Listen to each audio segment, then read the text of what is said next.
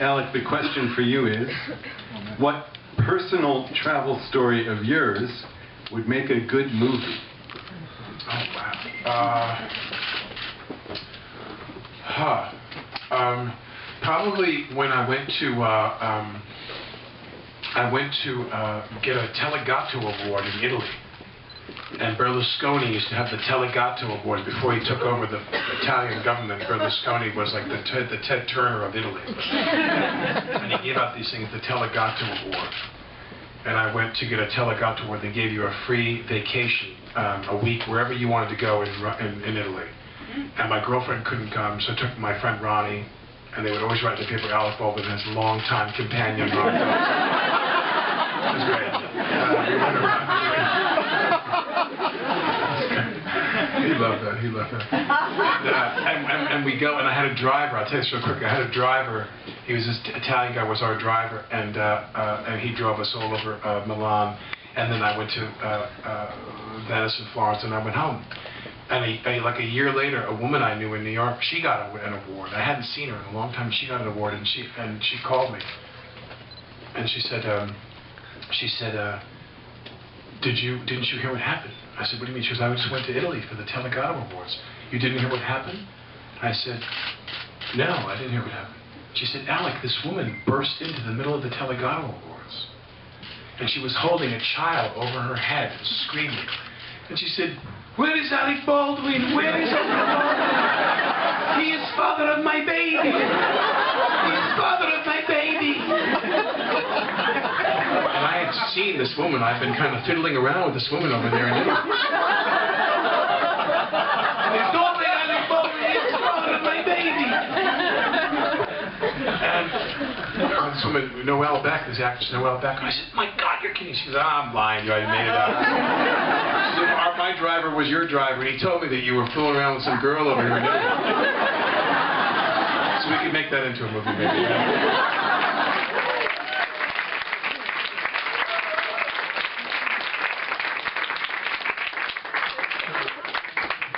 I'd go to see that.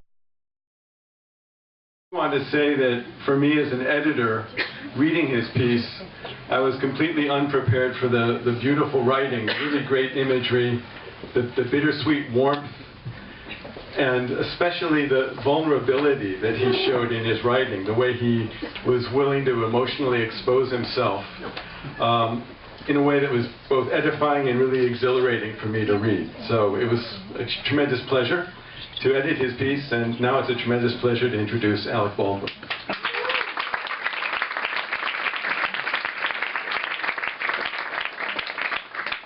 Thank you. I just want to say that a lot of what I could have written in this book, this story, I didn't write, because when I lived in LA, that was when I was doing a lot of bad things, you know what I mean? Because when you live in New York, I always tell people, New York is a place where someone else is always doing the driving. So you can drink your ass off in New York when you're young, because someone else is always doing the driving. You're on a bus, or you walk, or you take a cab. But when you move to LA, shall we say, you switch to other things you do because you have to drive a car. And LA is like a certain kind of a period of my life where I was doing certain things, shall we say. And so that's like, that clouds my memory of LA. Plus, I admit I have a terrible, which I'm cured of, my kind of like hating LA. But I do, one time after 9/11, I went to the Gotham Awards, and this guy said to me, everyone was leaving New York, but they tried to make it sound that way. I think it was like some British journalist in the way that only a British journalist could do. I was like, Mr. Baldwin, it seems like everyone's moving out of New York now. They're moving to their country homes. They're moving to Los Angeles now in the wake of the attacks. Will you be leaving New York as well? Will you be moving to Los Angeles? And I think I literally said, like on Extra or something, I said, I'd rather get hit by a plane in New York tomorrow than live to be 100 in Los Angeles. They put that on. So this is an apology for that. My apology for saying. Los Angeles has always been, well, a sore spot in my life. It might be safe to say that the bulk of the bad things in my life happened in LA while the bulk of the good things happened in New York. It got so bad that I would feel a sense of personal defeat and demoralization whenever I landed there. I've heard all of the analyses. My Uncle Charles said that if you really are 1 in a million, then there are 7 other people like you in New York City. My friend Ken told me that New York is a river with its own natural current that seemed to pull you in some direction, while LA is a lake with no currents. You've got to row where you want to go. Another said LA will test everything you love, both friends and interests, because you've got to drive so far to get to them. Another friend instructed me to find the outdoorsman in me, take a hang gliding, hiking in the Angeles National Forest. I gravitated more toward the subway. I heard more stuff like that. LA's not really a city, but the chicest suburb in the world. LA has great theater, they would assure me. So-so pizza, the best sushi, the women, the movies. I have been one of the great LA haters of all time. That traffic, the San Diego freeway like some red carpet right into hell. I recall driving my Carmen Ghia convertible north on the 405 in 1983, heading to an audition in Burbank, the air over the valley like mustard gas, my eyes teary. I remember reading in the LA Weekly that Santa Monica Bay was so contaminated from runoff that veteran lifeguards were developing cancers. I lived in Venice full-time, 1983 through 1985. I couldn't wait to get out of there. LA seems different to me now. Sure, old age has made me soften my view on a lot of things. But here's my LA, at least my memories of it, how I see it now. My first apartment was on Larrabee, just north of Sunset.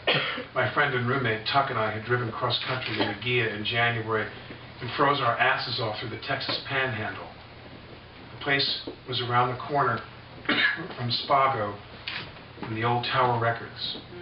I'd stand in Tower on some evenings for hours wondering if I could ever earn enough money to buy all the music I wanted there. I fell in with a group of writers who worked for Gary Marshall, all from out of town. We would go to Lou Mitchell's Orient Express in the Miracle Mile District and eat gourmet Chinese food long before Mr. Chow showed up. My friend Dana would order squab in lettuce cups. We'd go back to an apartment on Sunset Plaza Drive and drink and do all sorts of other illicit things late into the evening. In the morning, we sobered up playing tennis at Dana's, where Tuck and I would call the La Cienega Reservoir Courts in Beverly Hills and give a fake name to reserve a court. This is Dr. Katz calling. I'd like a court at 11 a.m. The guy at the booth never looked up at us when we checked in. LA, seeing an old movie at the New Beverly, Johnston's Yogurt Farm in Beverly Hills, the Getty, old and new, Patrick's Roadhouse, Madeo, Descanso Gardens, Duke's, shopping for shirts at Citron in Montana, Tommy Tang's, Vine Street Bar and Grill, the Disney Concert Hall, sitting on the shore at Zuma in November with a blanket wrapped around you. Now, when I drive up PCH, heading up near Leo Carrillo for the sunset, I think, I don't hate it here anymore. I don't hate it at all.